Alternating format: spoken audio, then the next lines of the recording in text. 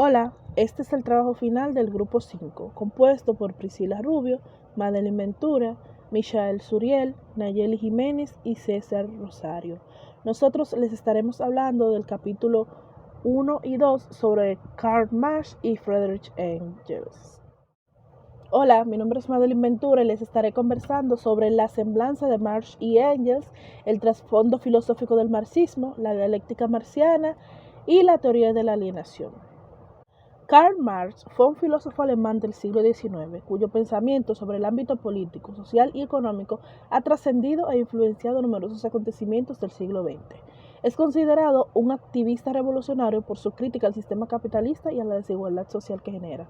Sus esfuerzos se centraban en intentar cambiar el mundo a través de un sistema sin clases sociales y sin desigualdades, al que llamó comunismo, y que a su entender era un sistema más justo. Friedrich Engels, pensador, dirigente socialista alemán, nació en una familia acomodada, conservadora y religiosa, propietaria de fábricas textiles. Sin embargo, desde su paso por la Universidad de Berlín, se interesó por los movimientos revolucionarios de la época. Se relacionó con los hegelianos de izquierda y con el movimiento de la joven Alemania.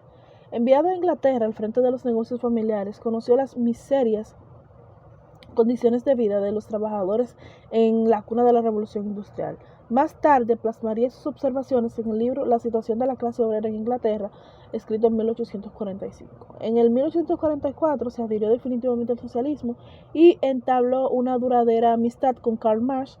En lo sucesivo, ambos pensadores colaborarían estrechamente, publicando juntos obras como La Sagrada Familia en el 1844, La ideología alemana y El Manifiesto Comunista. El trasfondo filosófico del marxismo. El marxismo es una filosofía de la sociedad que propone una interpretación del desarrollo de la historia desde coordenadas materialistas y dialécticas. No es fácil caracterizar al marxismo con precisión y quizás por ello ha sido no pocas veces caricaturizado. Por encima de tópicos, el marxismo presenta tres dimensiones claramente identificables. Una dimensión económico-sociológica, en tanto la teoría de la sociedad. Una dimensión política, ya que implica una praxis encaminada al cambio político y social. Y una dimensión crítico-filosófica expresada en lo que respecta a la teoría marxista. La dialéctica marxiana. La dialéctica concibe al movimiento como uno de los elementos más importantes para el ser y propone que la realidad está sometida al devenir y la historia. Es decir, que no comprenda el cambio como un proceso que forma parte de la construcción de un objeto, es incapaz de comprender la concepción del objeto. La contradicción tiene su origen en el cambio, puesto que la realidad es el ámbito en donde nace el conflicto, idea que aterrizada a la teoría política, se refiere a las distintas construcciones sociales que son consecuencias de pensamientos antagónicos. La racionalidad del cambio. El cambio sigue un orden, es decir, una racionalidad que se genera a partir de la realidad. Marx lo divide en tres cambios: tesis o momento de afirmación de una realidad, antítesis o momento de negación de la realidad anterior, síntesis, momento de integración de las dos realidades contradictorias anteriores, es decir, una nueva tesis que da lugar a otra tesis y así sucesivamente. Interpretación no fragmentada de la realidad, esto es que las cosas que conforman la realidad se encuentran en relación uno con todo. La teoría de la alienación. La alienación es una situación en la que el ser humano es ajeno a su esencia. El pensamiento marxista sostiene que la esencia del ser humano es el trabajo. La alienación viene provocada porque el trabajador y su fuerza de trabajo son tratados como mercancía a cambio de un salario. Marx señala que el valor de la mercancía depende de la cantidad de trabajo que hizo falta para producirla. Existen varios tipos de alienación. La alienación en cuanto al producto. El producto obtenido a través del trabajo se atribuye al empresario y no al trabajador. El valor de los objetos aumenta a medida que disminuye la esencia del trabajador. La alienación en cuanto a la actividad. La actividad que desempeña no permite al trabajador realizarse y contribuye a la pérdida de su esencia, debido a la división de clases entre dominantes, la burguesía y dominadas, el proletariado y las situaciones de desigualdad que provoca.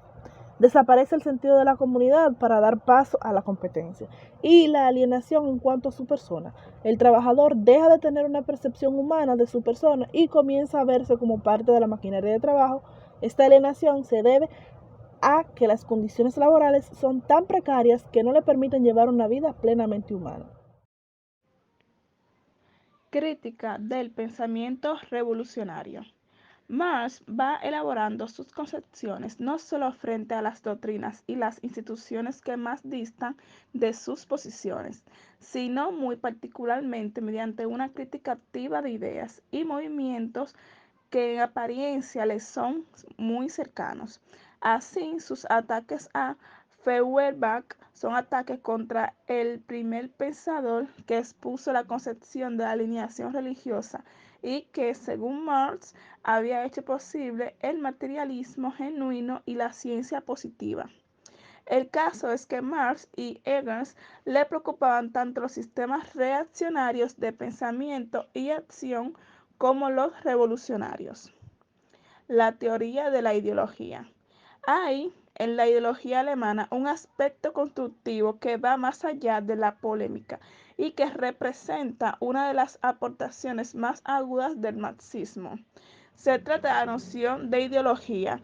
La palabra ideología había sido usada al parecer por primera vez por el conde de Stutz de Tracy al final del siglo XVIII, con el sentido de estudio de las ideas, sentido que retuvo en varios autores franceses del siglo siguiente. No obstante, la palabra inmediatamente adquirió un sentido peyorativo. La fundamentación sociológica del marxismo. Marx y Engels se reunieron en París en septiembre de 1884 y comenzaron a elaborar el ataque contra los filósofos alemanes a quienes jocosamente llamaban críticos y que publicarían al año siguiente bajo el título de la Sagrada Familia. Este libro pertenece plenamente a la época de la revisión filosófica de la ideología de la izquierda hegeliana y a la construcción de los elementos básicos de la antropología marxista, y es ajeno, por lo tanto, a los estudios de la realidad social circundante que caracterizarían buena parte de la obra posterior de ambos autores. El Manifiesto Comunista. Moses Hens había preparado un panfleto que había de ser un manifiesto de los principios comunistas, destinado a la Liga de los Comunistas de París. Engels, que lo leyó, lo criticó tan severamente que fue retirado y la Liga le encargó a él mismo que redactara otro, el cual habría de enviar a un congreso que dicha Liga iba a tener en Londres. Engels escribió su primer borrador que Marx corrigió y amplió en Londres, donde ambos se reunieron. Hola, muy buenas, mi nombre es César Rosario. El día de hoy voy a estar hablando acerca del capítulo 3, Karl Marx y Friedrich Engels, en donde voy a tocar temas específicos, los cuales son la semblanza de Marx y Engels, el trasfondo filosófico del marxismo y la dialéctica marxiana. Empecemos con la semblanza de Marx y Engels. Para poder empezar es sumamente importante que hablemos de los inicios que tuvo el señor Marx. Hablando acerca de que este nació cerca de Treveris, a la orilla de Mosela, era descendiente de una familia de rabinos judíos, pero su padre había roto con esa tradición religiosa, tratando de entrar a la religión hebrea para poder entrar en la sociedad burguesa gentil. Eh, Aunque Marx se crió pues en el seno de una familia hipotéticamente cristiana, las tradiciones culturales del judaísmo son una parte sustancial de su formación. Hasta el momento de entrar a la universidad, Karl Marx recibió una educación liberal burguesa. El vecino y su amigo de la familia, el barón Ludwig von Westphalen, sin embargo, dio a conocer al muchacho muchas ideas revolucionarias, en especial la de Saint-Simon. En 1818, Marx se encontraba en la Universidad de Bonn, de donde llevó una vida estudiantil particularmente agitada. Escribió poemas, fue sancionado por la autoridad académica y se batió en un duelo, tras cual le trasladó a la Universidad de Berlín orientado por su padre. Este le ordenó que estudiara derecho, cosa que hizo, aunque luego se fue sustituyendo al área de la filosofía. Durante sus años de estudio sufrió la influencia de la filosofía idealista alemana en versión hegeliana, pero también la de varios de sus discípulos que la utilizaban revolucionariamente. Tal era el caso de David Friedrich Strauss, cuya vida de Jesús apareció en el 1835.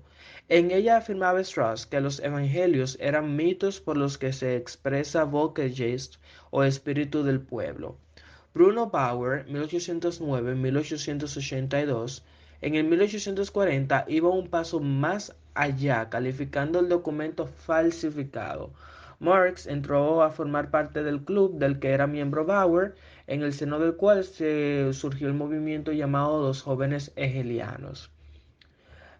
Luego al final, como director de la Gaceta, Marx se tuvo que enfrentar con problemas de la política práctica para los que no le había preparado Berlín. Así tuvo que defender los campesinos que iban a las tierras comunales a hacer leña y a quienes se quería privar de tal derecho, o analizar las causas de la miserable situación de los viñadores de Mosela. Ahora vamos a hablar acerca del trasfondo filosófico del marxismo. Para llevar a cabo la formidable crítica de la sociedad humana, Marx utilizó el considerable acervo de conocimiento que había asimilado durante su juventud, y aunque muchos otros que después adquiriría. Para poder hacer una buena composición de lugar acerca de su sistema, conviene mentar algunos de las corrientes filosóficas de las que estaba inserto y aquellas son las que se enfrentó. Gracias al barón de von Westphalen, Marx entró en su precoz contacto con la tradición literaria europea de Homero, de Shakespeare y con el espíritu cultivado de Oakenfold, Alemania. Con respecto a este último fenómeno, Marx conoció antes de Kant y a Fichte que él había de ser su principal influjo filosófico. Hegel, esta independiente formación en la tradición del humanismo y en el idealismo alemán fue consolidada en Bonn y Berlín, donde los vemos enfrascados en una lectura laocante y de Lessing y de la historia del arte de Winckelmann, en el tiempo que traducía al Ovidio y el Tácito. En materias de religión, derecho y moral, también se suponía que nuevos órdenes debían venir a superar los presentes. Marx fue madurando de su propia versión de estas actitudes mientras confeccionaba su tesis doctoral sobre las diferencias entre la filosofía natural del democrático y la filosofía natural de Epicuro. Mientras la escribía, Marx se percataba de los aspectos irreales del idealismo, al tiempo que reconocía su gran aportación, la concepción de la mente como algo esencialmente activo. Ahora vamos a hablar acerca de la dialéctica marxiana. En cuanto a la dialéctica marxiana, la ciencia social marxista va íntimamente unida en una concepción filosófica del mundo fenoménico, que ha sido llamado posteriormente materialismo dialéctico, aunque Marx mismo no usará el mismo nombre. Eso fue inventado por Plejánov a fines del pasado siglo y ha sido aceptado generalmente, aunque quizás no sea del todo adecuado. Ya en la elaboración de su tesis doctoral sobre Demócrito, se percibe en Marx una fuerte inclinación hacia el materialismo. El materialismo, hasta la aportación marxista, solía basarse en una visión empiricista, originada en la ciencia natural del siglo XVII. Esta visión triunfó durante el siglo XVIII. El mundo era concebido como carente de espíritu. Su dinámica interna obedecía a leyes mecánicas universales y perennes. Es posible que Dios existiera, decían los primeros materialistas, pero en ese caso su esencia sería de originar universalmente el movimiento, sin modificar las leyes que se habían establecido desde el principio. En una época más avanzada, los materialistas tendieron a abandonar la idea misma de Dios e intentaron comprender el mundo a través de sus leyes físicas exclusivamente. Hola, mi nombre es Priscila Rubio y estaremos hablando acerca de la estructura de las sociedades burguesas y de la historia contemporánea a los ojos de Marx y Hegel. Para iniciar debemos saber que la idea fundamental de estos contenidos es que para estos autores la división de las sociedades burguesas tiene una naturaleza fundamentalmente económica, y es que estos establecen que la división de las sociedades se da a través de las relaciones que existen en torno a la producción. Es decir, que estas relaciones se dan entre partes o clases que forman parte del proceso de producción, y las clases que estos identifican en este caso son, o que identifican inicialmente, son el proletariado y la burguesía. La burguesía son los dueños de los poseedores del capital y de los medios de producción, y el proletariado son los dueños de la capacidad de trabajo. Posteriormente, estos añaden una tercera clase a través del desarrollo de las sociedades capitalistas, que son los dueños de la tierra. Así, estos adquieren sus ingresos a través de la renta, la burguesía a través de los resultados de la producción como dueños del capital, y el proletariado a través del salario. Partiendo de estas clases, también estos identifican dos partes de la estructura, que son la infraestructura y la superestructura.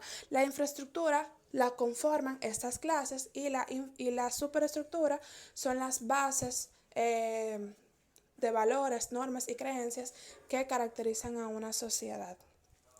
También estos identifican una clase dominante, que en este caso sería la burguesía, los cuales imponen sus intereses en la sociedad en general. De igual manera, identifican que las circunstancias materiales de todas las clases hacen que estos tengan visiones y modos de vida distintos. Es a partir de estas ideas económicas que estos buscan identificar o acabar un método de investigación histórica y sociológica para la historia contemporánea. Y en este caso podemos mencionar dos casos, que son las revoluciones europeas y de España. En el caso de la Revolución Europea, estos se enfocan en Francia y logran identificar que en estos casos suelen tener participación en las revoluciones la clase obrera y los movimientos ideológicos. Y a pesar de esto, suelen quedar en el poder la burguesía, a pesar de estos no tener un rol activo en las revoluciones. Y en el caso español, vemos como estos identifican principios generales de la sociedad, principios generales con esta base económica que coinciden con el caso español, sin en esta sociedad existir una evolución de la burguesía, estableciendo estos autores principios generales de las sociedades fundamentados en sus ideas económicas. Y hasta aquí mi participación. La revolución total y dictadura del proletariado. Frente a las revoluciones parciales cuya historia Marx y Engels se esforzaron en describir, se alzó la inevitable revolución final, que había de acabar por completo con la burguesía y con su modo particular de producción. La dinámica del capitalismo hace que en ciertos momentos su desarrollo, las fuerzas de producción, entren en contradicción con las relaciones humanas de producción, y es así que, por lo tanto, con la forma de distribución de la propiedad privada, se lanza lo que es el gran instrumento progresivo de desarrollo por la burguesía. Por lo que la revolución es suficiente un acto político. Dice Marx que consiste en el derrocamiento de un poder atrincherado tras el Estado. El comunismo es la solución definitiva del antagonismo entre el hombre y la naturaleza y entre el hombre y el hombre. Ese reino empieza solo cuando el trabajo esclavo de la naturaleza o impuesto por otros hombres deja de existir. De modo que el comunismo cae fuera de la esfera propia de la producción de bienes, una producción que la perfecta racionalización del mundo comunista habrá logrado simplificar y hacer más que llevadera para los hombres. En realidad, durante esa época futura, los hombres trabajaban libremente para realizarse a sí mismos y alcanzar plenitud que en otras épocas le negaron. Marx plantea que la historia marcha indefectiblemente hacia esa meta, ya que la naturaleza misma de la historia a partir del establecimiento de la sociedad comunista es considerada un secreto. Síntesis de Engels. La preponderancia cultural, política e intelectual que fue adquiriendo la interpretación marxista dentro del movimiento socialista durante las últimas etapas de la vida de sus fundadores, y en especial la de Engels, ya que sobrevivió a Marx. Marx, enfrascado en la elevación del volumen de su obra El Capital, obra que no podía acabar ya que ésta dejó su popularización.